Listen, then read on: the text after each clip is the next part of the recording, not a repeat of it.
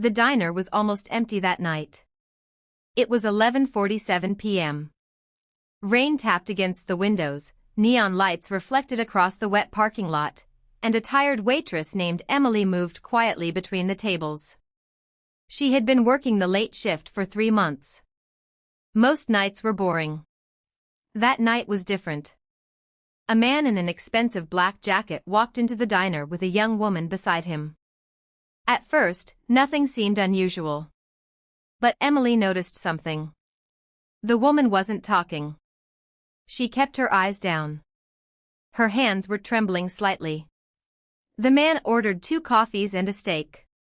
Then he leaned toward the woman. "Don't say anything stupid tonight," he whispered.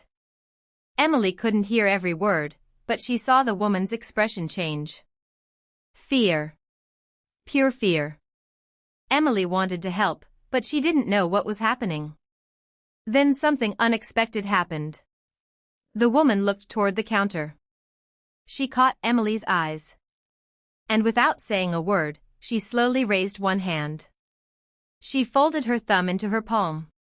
Then closed her fingers over it. Emily froze. She recognized the silent hand signal. Help.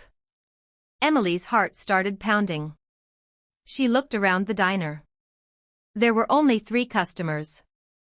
One was an elderly man reading a newspaper. Another was a truck driver eating pie. And in the corner sat a huge man wearing a black leather vest.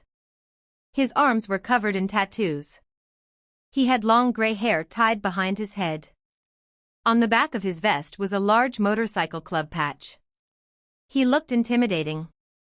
Very intimidating, but he had been sitting quietly for nearly 20 minutes, drinking coffee. Emily glanced at him. The biker was already watching. Not the woman. Emily. He had seen the signal. He slowly put his coffee cup down. Then he looked at the woman. She was staring at the table.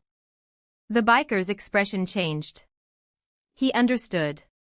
Immediately. He stood up. His chair scraped across the floor. The man in the expensive jacket looked over. "What's your problem?" he asked. The biker didn't answer. He simply walked toward the counter. Emily's hands were shaking. The biker stopped beside her. "Everything okay?" he asked calmly. Emily nodded. But her eyes said otherwise.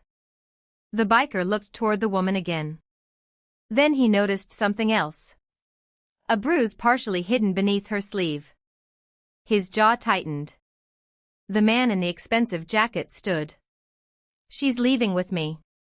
The biker finally looked directly at him. "Maybe she doesn't want to." The entire diner went silent.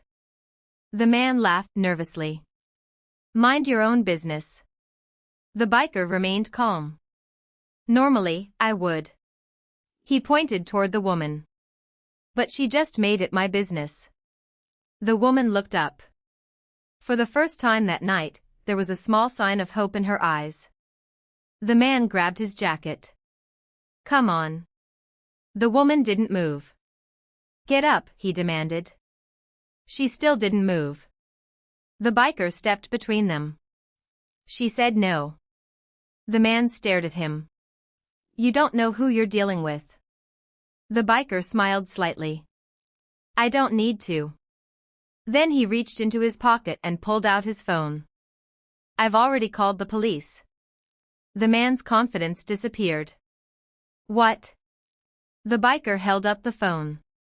"Parking lot cameras caught everything. And the diner has security cameras too." The man looked toward the windows. Red and blue lights appeared in the distance. He immediately turned toward the exit. But the truck driver stood up. The elderly man lowered his newspaper. Suddenly, the man realized something. He wasn't alone anymore. Nobody touched him. Nobody attacked him. They simply stood together. The police entered moments later. The woman finally broke down crying. One of the officers gently asked her, "Are you safe?" She nodded. Then she looked at the biker. Thank you.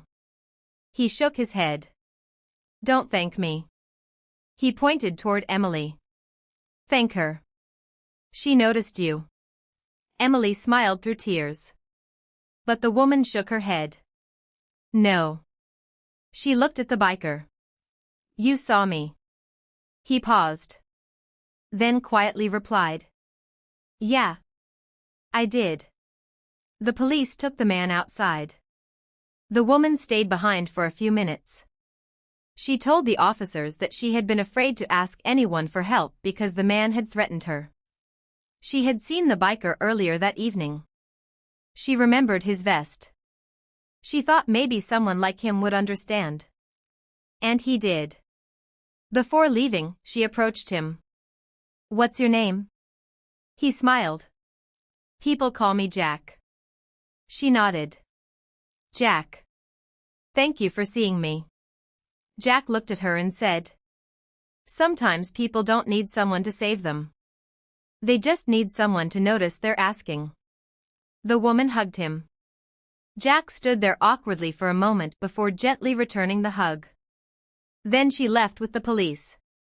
Emily watched through the window as the woman climbed into the patrol car. Jack returned to his table. His coffee was cold.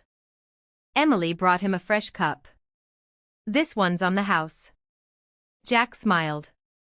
Thanks. Emily looked at his motorcycle club vest. Can I ask you something? Sure.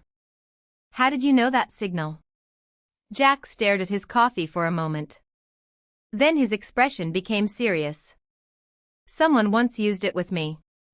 Emily waited. Jack continued. My younger sister. Emily's face softened. Is she okay? Jack nodded. She is now. He looked through the window. But years ago, she was afraid to speak. He took a slow breath. That little hand signal was the only way she could ask for help. Emily understood.